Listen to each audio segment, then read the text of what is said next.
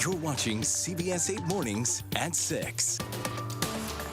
So happy you're with us on this Tuesday, 6 a.m. now. I'm Eric Connard. And I'm Netta Iramporia. Thank you for being with us here on CBS 8. It's looking like a nice start to the morning. Meteorologist Evan Irani here. We do need jackets, though, it seems like, for the week. A little chilly. Yeah, by the end of the week, it's going to be much cooler than where we are now. We warm up. We get this little bit of a warm up for Wednesday and Thursday. That might lead you astray into thinking that we have this stretch of warm temperatures, sunny skies, but it's really just Wednesday and Thursday because by Friday, we've got that next chance for rain in the forecast. Might have noticed a couple showers early this morning. Those have mainly stopped at this point. Cloud cover is largely broken apart, so we're looking pretty good through the rest of the day. We have a lot of sunshine in the forecast. Temperatures are going to stay on the cooler side of average, so upper 60s, low 70s expected. Jacket can help you out in the morning, and by the afternoon, those temperatures, again, are not going to be reaching their full potential.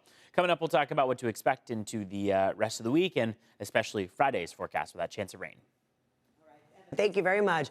And we have breaking news here this morning. 2 people in the hospital after a car crashes into this house in El Cajon. This happened in the 900 block of Hamisha Road. CBS 8's Regina Yarita live at the scene with the latest, that big hole in the side of the house there, Regina.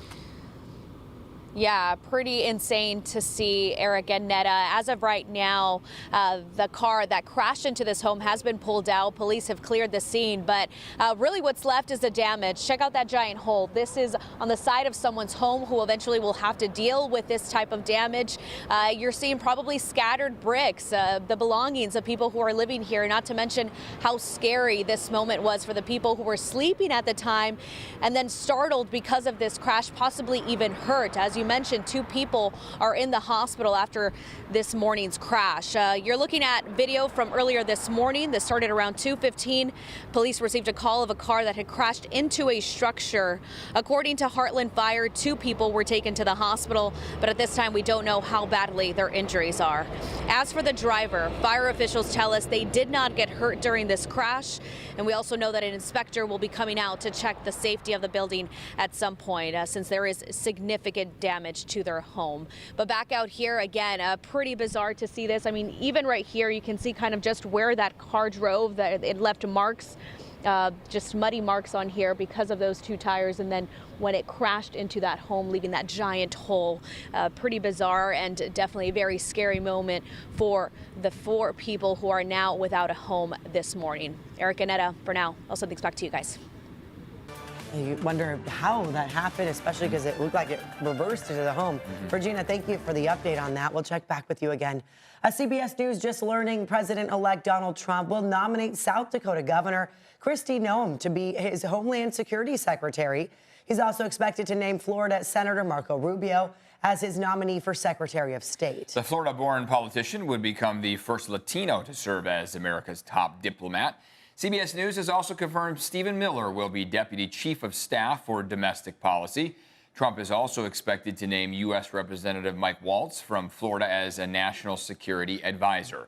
Trump chose former New York Congressman Lee Zeldin to run the Environmental Protection Agency. Zeldin has vowed to increase domestic energy production and roll back Biden regulations. This morning, local immigrants' rights groups are preparing for President-elect Trump's mass deportation plan of undocumented immigrants. This comes after Trump named a new border czar. CBS 8's Chris Groh live near the border in San Ysidro with reaction to this. Good morning, Chris.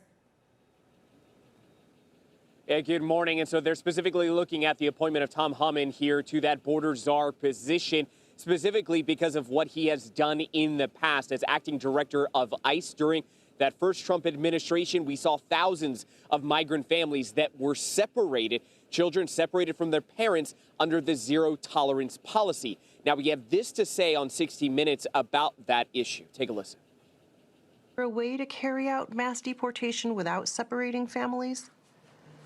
Of course there is. Families can be deported together.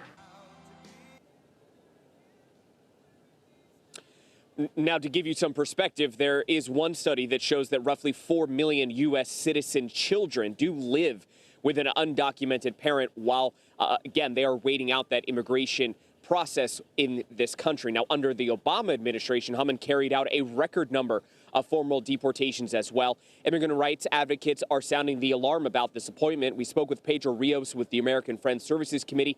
He says that the incoming administration is already apparently ramping up its efforts to carry out these mass-scale deportations, including for-profit detention facilities, finding ways to expand their capacity. Rios believes the way he and other immigrant right group leaders now have to move forward is to be intensely focused on these types of moves. There are conversations about the incoming Trump administration declaring a national emergency, which would allow for the use of greater amount of funding that's not at this moment designated for this purpose, irrespective of what the outcome has been in the elections and how people voted, that people merit the protection of rights. And it's our job then, our purpose is to ensure that those rights are respected. Hammond has also said that workplace raids could resume, something that was paused during the Biden administration. His appointment as border czar does not require congressional approval. Eric and Netta. All right, Chris Grow reporting live. Thanks, Chris. Today, we expect to find out if a Manhattan judge will still sentence President-elect Trump in his hush money case. Earlier this year, Trump was convicted of falsifying business records related to a $130,000 payment to adult film actor Stormy Daniels in 2016. Trump's legal team wants to toss the conviction, citing the U.S. Supreme Court decision that gave presidents broad immunity from criminal prosecution. If the judge decides to toss it, a new trial could be ordered, or the judge could dismiss the charges. If they move forward with the conviction, sentencing is expected on November 26th. More pedestrians are being killed by cars than they were a decade ago. That's according to a new report by the nonprofit Circulate San Diego. This group will highlight their findings this morning at University Avenue and 44th Street, which they say is one of the fatal 15 or the most dangerous intersections in San Diego. They will also highlight San Diego's efforts to make our streets safer.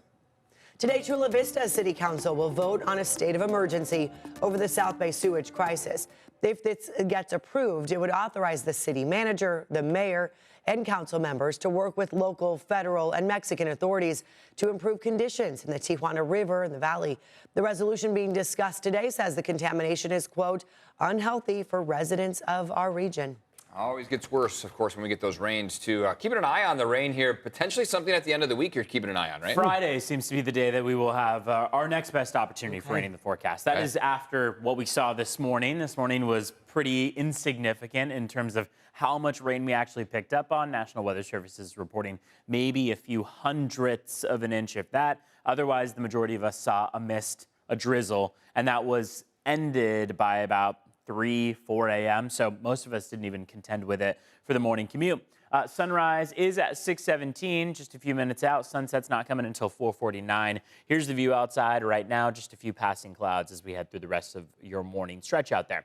What we're watching for is that temperatures are, of course, cooler than where they will be by the afternoon, but warmer than this time yesterday. This time yesterday, we were mainly in the 30s in Ramona. Most other spots were in the 40s. You can thank that dense layer of clouds for switching things up on us and allowing for that slightly warmer overnight stretch. Enjoy it for now because we've got some cold overnight lows coming. Look at Friday into Saturday, and then even worse, Saturday into Sunday across our inland valleys. We'll be watching for low 40s and even upper 30s overnight. We get this little stretch of warm weather for Wednesday and Thursday as a ridge of high pressure builds. Great opportunity to spend some time outside. If you're making outdoor plans, Wednesday and Thursday shouldn't have any disturbances. Plenty of sunshine each afternoon. Wind speeds are going to be dying down by that time frame. However, it's Friday that we're honed into as far as our chance for showers in the mix and for those cooler temperatures too. We'll be able to fine-tune that forecast a bit more as the next couple of days come around. 62 this afternoon in La Jolla, 68 in San Diego, 66 in Chula Vista, a little bit warmer in Santee and El Cajon at 71 degrees. You can see how Palomar Mountain, for example, is going to stay in that cooler than normal range as well. 59, Vista, San Marcos going for 68. So most of these temperatures are on the slightly cooler side of average, but we should still encounter plenty of afternoon sunshine. Let's check in on how your roads are this morning. It's 6:09 right now, just about to hit 6:10. Looks like we just have one crash that just popped up on the northbound 805. That's causing some delays. Also, midspan to Coronado Bridge starting to run into some slightly slower speeds, a little bit of stop and go traffic. Let's check in on your border wait times as well. where we see a 150-minute wait. Big change from yesterday. Yesterday, Veterans Day, was a very, very fast trip across the border. Sandy Siege Port of Entry now going to run you about over 2 hours, closer to 2.5 hours. Otay Mesa Port of Entry will likely take you about 1 hour 40 in total. Back to you.